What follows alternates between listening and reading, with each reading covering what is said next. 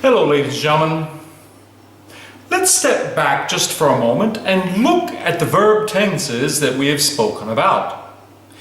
We spoke first about the simple present that we found out is neither simple nor present.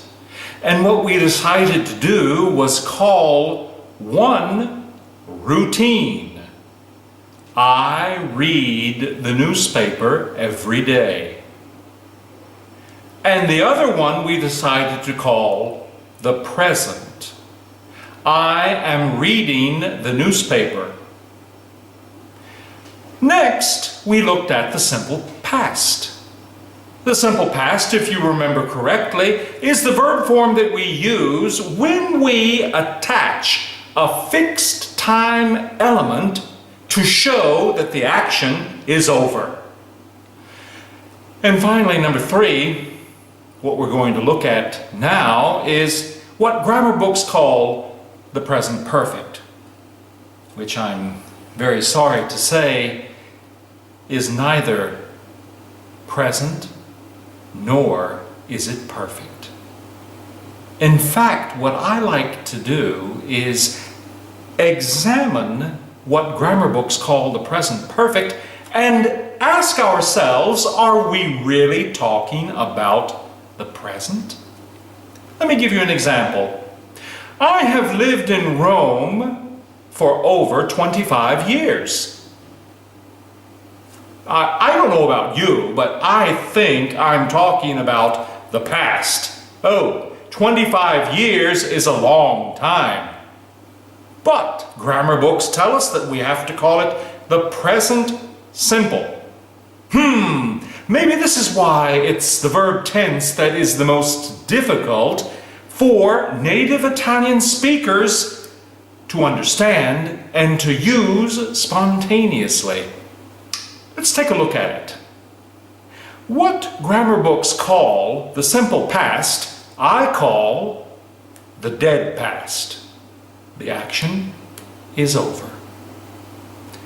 What grammar books call the present perfect, I call the alive past. In other words, ladies and gentlemen, I have been living in Rome for over 25 years is an action that started in the past, went forward for 25 years, and exists in the present situation.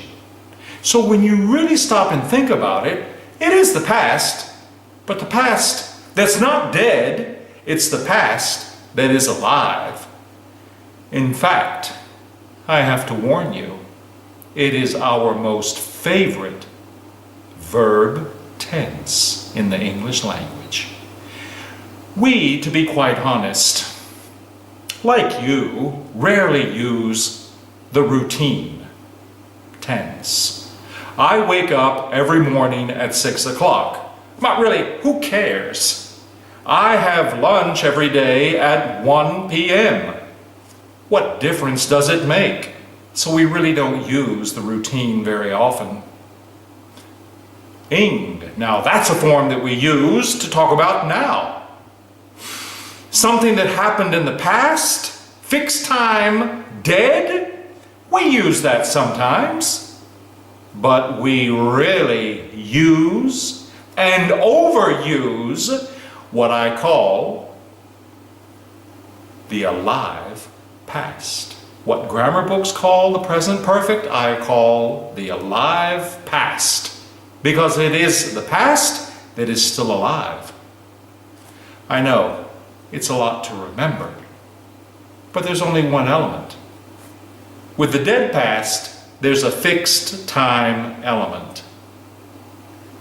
With the alive past, there is a floating time element. It's like a little package. I have been living in Rome for over 25 years. I have read this book for 7 hours. We have a little package of time that we use that extends back to the past and comes into the present.